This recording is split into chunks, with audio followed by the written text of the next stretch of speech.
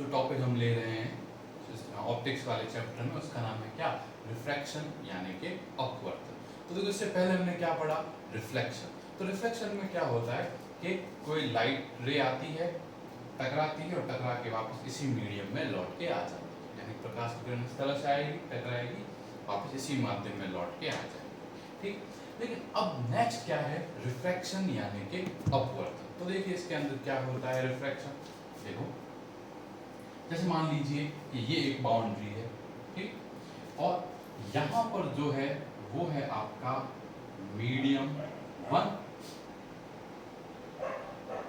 यानी कि माध्यम 1, और यहाँ पर है आपका मीडियम 2 यानी कि माध्यम नंबर 2।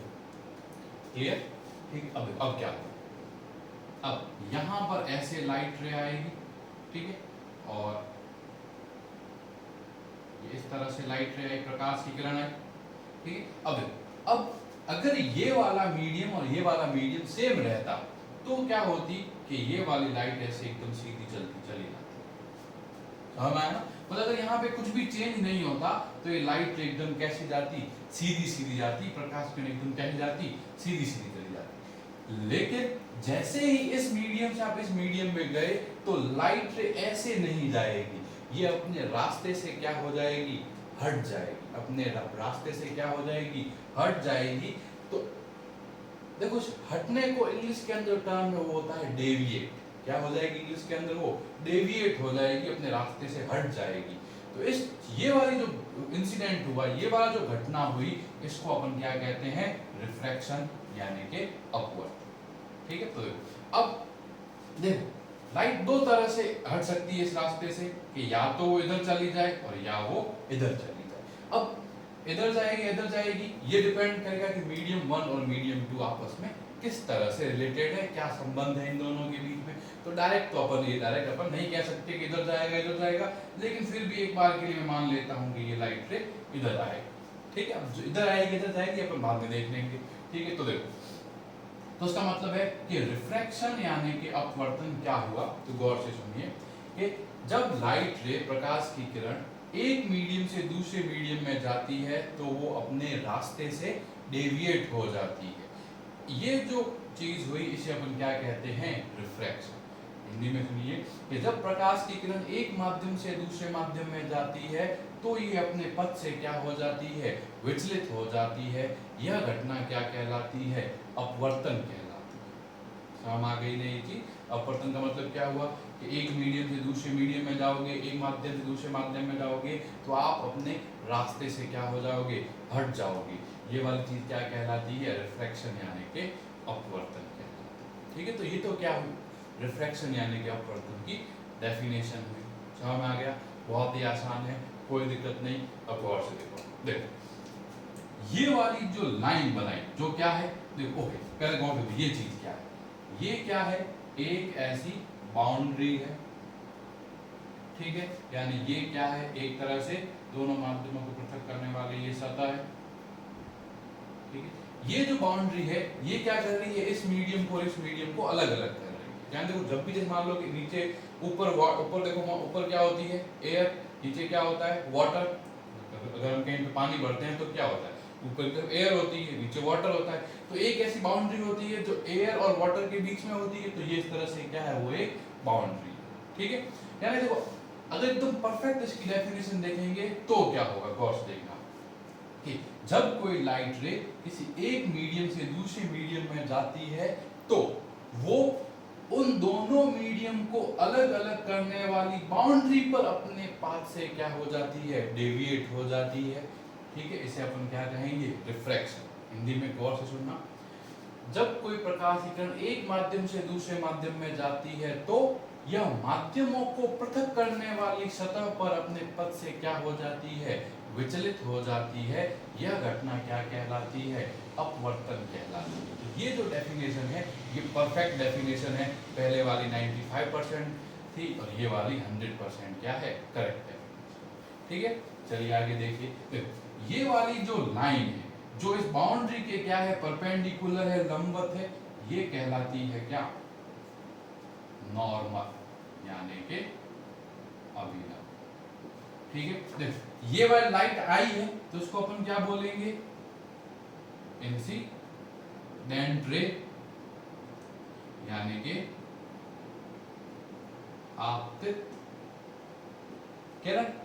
ठीक है, अब ये तो इंसिडेंट रे, और इस रे का क्या हुआ, रिफ्रैक्शन हुआ, अपवर्तन हुआ, तो इसको अपन बोलेंगे रिफ्रैक्टेड रे, यानी कि अपवर्तित किरण। समझ आया, ये इंसिडेंटिंग रे हुई और ये क्या हुई, रिफ्रैक्टेड रे।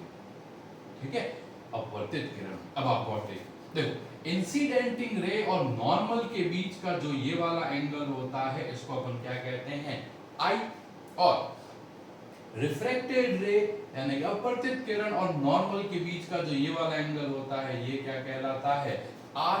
ठीक है, अब क्वेश्चन है आई को क्या कहते हैं, तो आई को अपन बोलेंगे इंसिडेंस एंगल,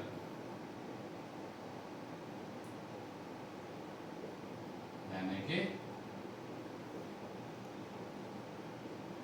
आपतन कोण, और ये क्या है, रिफ्रैक्टेड एंगल,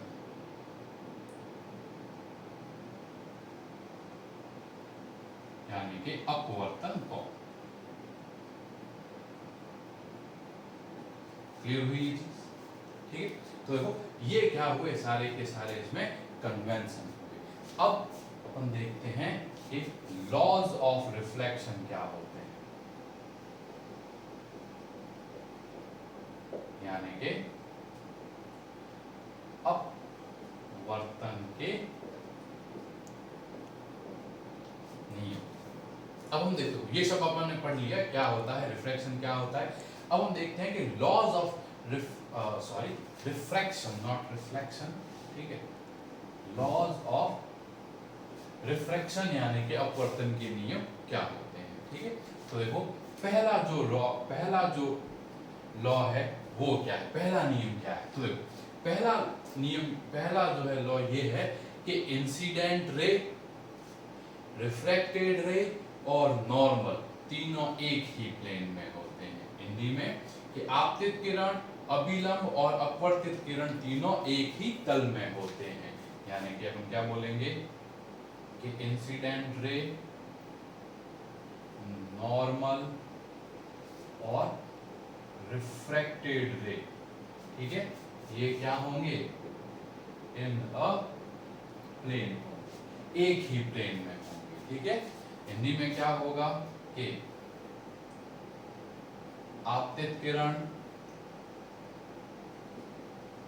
अभिलंब और अपवर्तित किरण एक ही तल में होते हैं। ठीक है, अब क्वेश्चन है कि फिर से देखिए कि ये वाली ऐसी चीज अपनी किस में आती है, लॉज ऑफ रिफ्लेक्शन में भी आती है, परावर्तन के नियम में भी आती है। तो क्वेश्चन है कि एक ही प्लेन में होने का मतलब क्या है, कि देखो अगर इंसिडेंट रे और नॉर्मल अगर इस बोर्ड वाले प्लेन में बन गए, मतलब आपने इन दोनों को बोर्ड पे बना दिया, तो ऐसा नहीं होगा कि रिफ्रैक्टेड रे होगी वो इधर आ जाएगी, ऐसा कभी नहीं होगा। अगर ये दोनों लाइन इस प्लेन में बनी है, इस बोर्ड पे बनी है, तो रिफ्रैक्टेड रे हम भी इसी रे में, इसी प्लेन के अंदर। ठीक है, तो आप तीनों को एक ही पेज पर बना सकते हो। ये बहुत इंपॉर्टेंट चीज होती है कि इंसिडेंट रे, नॉर्मल, रिफ्रैक्टेड रे, आपतित किरण, अभिलंब और अपवर्तित किरण तीनों एक ही प्लेन में है, इसका मतलब आप तीनों को एक ही पेज पर क्या कर सकते हो, बना सकते हो। ठीक है, तो सेकंड लॉ है, ये कहलाता है क्या, स्नेल्स लॉ, यानी कि स्नेल का नियम। ठीक है, अब क्वेश्चन है कि स्नेल्स लॉ, स्नेल का नियम क्या होता है, तो ये बहुत ही इंपॉर्टेंट चीज है। ठीक है, तो देखिए आप जिस चीज को साइन कहते हो, ठीक है, वो एक्चुअली में क्या है, SINE, हिंदी में इसे कहा जाता है क्या, जा, इसे क्या कहते हैं अपन, जा। तो देखो स्नेल्स लॉ क्या है, देखो स्नेल लॉ क्या कहता है कि फॉर एनी मीडियम पेयर, यानी कि किसी माध्यम युग्म के, तो इसका मतलब क्या है कि ये वाला मीडियम और ये वाला मीडियम जो है इसका पेयर जोड़ा सेम होना चाहिए। जैसे यहाँ पे एयर, यहाँ पर वाटर, ठीक है, यानी कि यहाँ पर वायु और यहाँ पे पानी। तो अगर आप एक्सपेरिमेंट को 3-4 बार कर रहे हो तो हर बार पेयर यही लेना है कि भाई मीडियम 1 जो है एयर होना चाहिए, 2 क्या होना चाहिए, वाटर होना चाहिए। क्लियर? अब ये क्या कहता है कि for any medium pair sine i upon sine r, ये हमेशा क्या होता है, कांस्टेंट, यानी कि नियम। क्लियर हुई ना ये चीज? ठीक है, ये देखो for any medium pair sine i upon sine r is always constant. अब देखो इसको लैंग्वेज में क्या लिखेंगे, तो देखो पहले मैं इंग्लिश में बोलता हूं कि for any medium pair the sine of incident angle and sine of refracted angle is always constant। so मैं बोल गया थोड़ा सा वापस सुनिए इसे कि for according to Snell's law ratio of sine of incident angle to the ratio of sine of refracted angle is always constant। Hindi में कि किसी दिए गए माध्यम युग्म के लिए साइन आपतन कोण की जा और अपवर्तन कोण की जा का अनुपात सदैव स्थिर रहता है। ठीक है, ये वाली जो चीज है, ये चीज क्या कहलाती है, स्नेल्स लॉ, यानी कि स्नेल का नियम कहलाता है। ठीक है, तो देखो ये जो दो लॉ हैं ये मिलके क्या बनते हैं, लॉज ऑफ रिफ्रैक्शन, यानी कि अपवर्तन के। अब देखो, अब ये जो यहाँ कांस्टेंट है ये क्या है, हमें इसके बारे में स्टडी करनी। तो देखो ये वाला जो कांस्टेंट k है, ठीक है, इस कांस्टेंट k को अपन कहते हैं क्या, देखना अभी, ये जो कांस्टेंट k है ये कहलाता है n21। क्या कहलाता है ये, n21। अब क्वेश्चन है कि n21 का मतलब क्या, तो n21 का मतलब है रिफ्रैक्टिव इंडेक्स ऑफ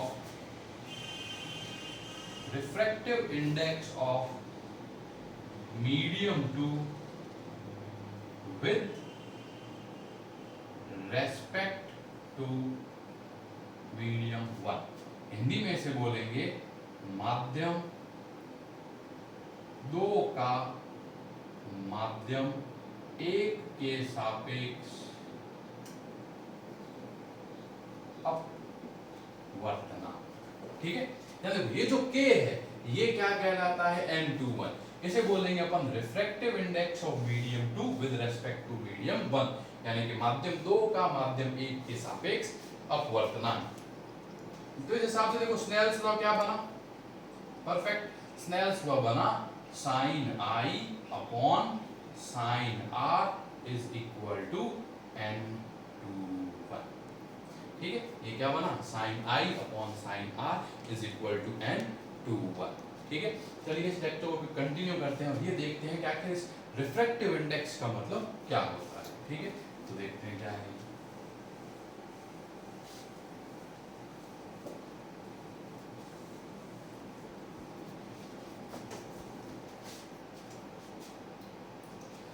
देखो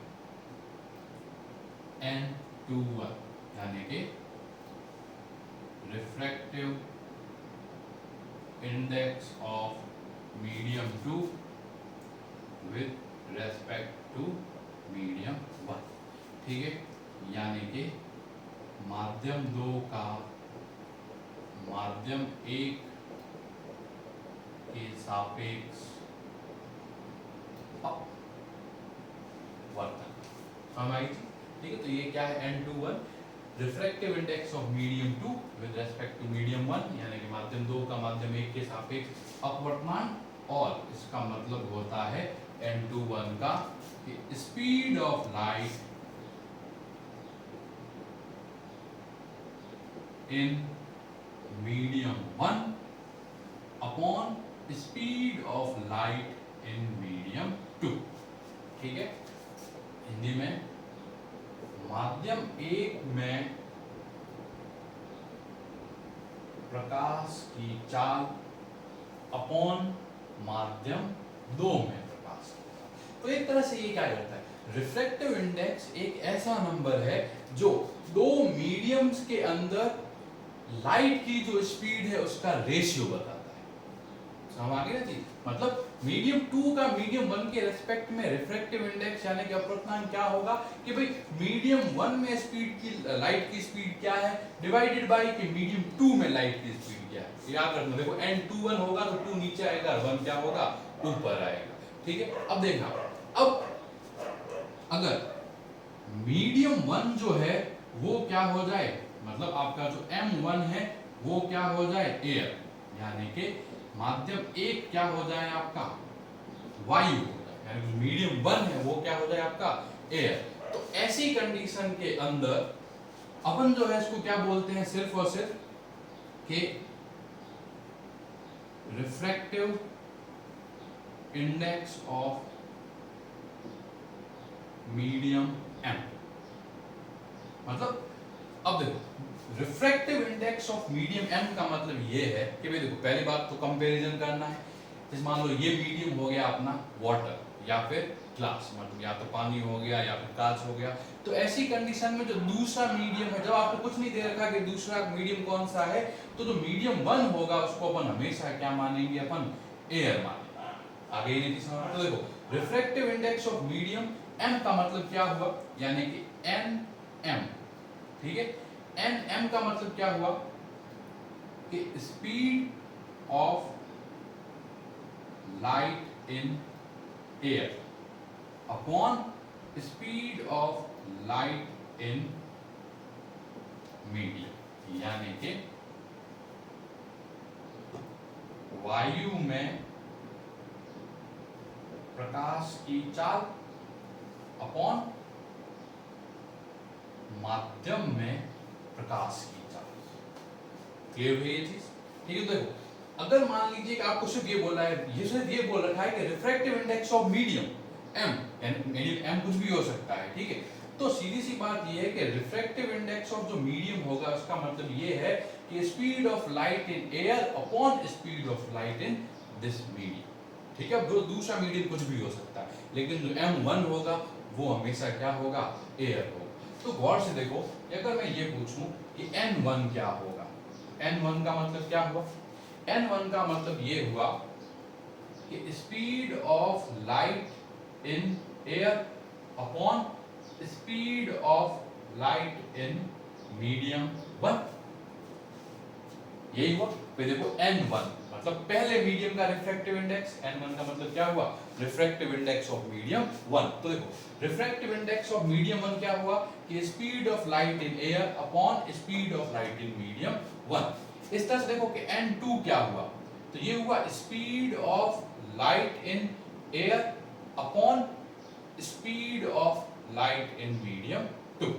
यानी कि अपन क्या बोल सकते हैं कि वायु में प्रकाश का वेग अपॉन माध्यम 1 में प्रकाश का वेग। सिमिलरली n2 क्या हुआ कि वायु में प्रकाश का वेग अपॉन मीडियम 2 में प्रकाश का वेग। यही चीज हुई यहां तक, कोई दिक्कत नहीं। तो अब क्वेश्चन है कि आखिर n21 क्या होगा। तो देखो n21 क्या होगा, तो देखो n21 क्या होता है, एक तरह से कि speed of light in medium 1 upon speed of light in medium 2। ठीक है, तो देखो इसको मैं कैसे लिखता हूं, देखो इसको मैं ऐसे लिख सकता हूं कि स्पीड ऑफ लाइट, ठीक है, speed of light in air, ठीक है, upon speed of light in medium 2 divided by, ठीक है, speed of light in air upon speed of light in medium 1। ठीक है, तो देखो मैंने क्या करा, तो देखो मैंने क्या करा कि स्पीड ऑफ, हाँ देख मैं बता रहा हूं आपको, देखो मैं यहां से वहां पर कैसे पहुंचा, इस चीज को आप गौर से देखना। देखो ये speed of light in medium 1 upon speed of light in medium 2 ही होता है अपना n21। ठीक है, तो मैंने क्या कर दिया कि मैं इसको शॉर्ट में लिख रहा हूं, speed of light in medium 1 upon speed of light in medium 2, इसको मैंने मल्टीप्लाई और डिवाइड कर दिया speed of light in air यहां पर भी और यहां पर। कोई दिक्कत नहीं यहां तक? ठीक है, तो देखो मैंने speed of light in air से यहां भी मल्टीप्लाई कर दिया और यहां भी मल्टीप्लाई, ऊपर मुझे मल्टीप्लाई कर दिया, ज्यादा कुछ फर्क नहीं पड़ा।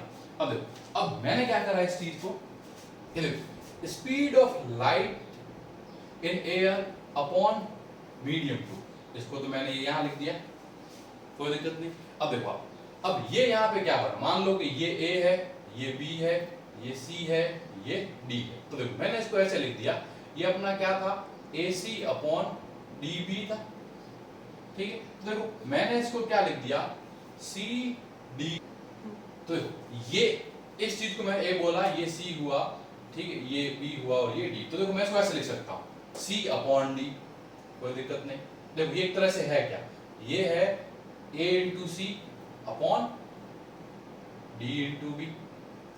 ठीक है, तो देखो इसको अपन क्या C upon D divided by B upon A लिख सकते हैं।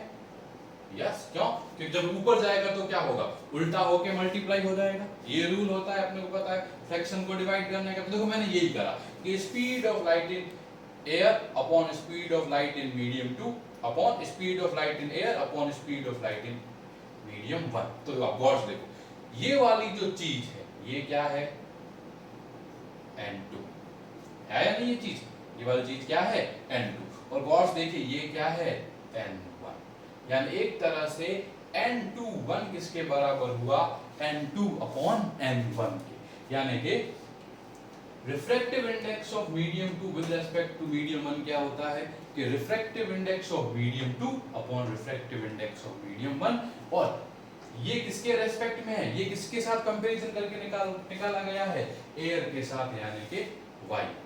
ठीक है, तो मैं उम्मीद करता हूं कि ये वाला जो रिफ्रैक्टिव इंडेक्स वाला जो कॉन्सेप्ट है ये आपको समझ में आया होगा, और अगर आपको समझ में नहीं आया तो आप कमेंट करना, मैं इसे और किसी तरीके से आपको समझाने की ट्राई करूंगा।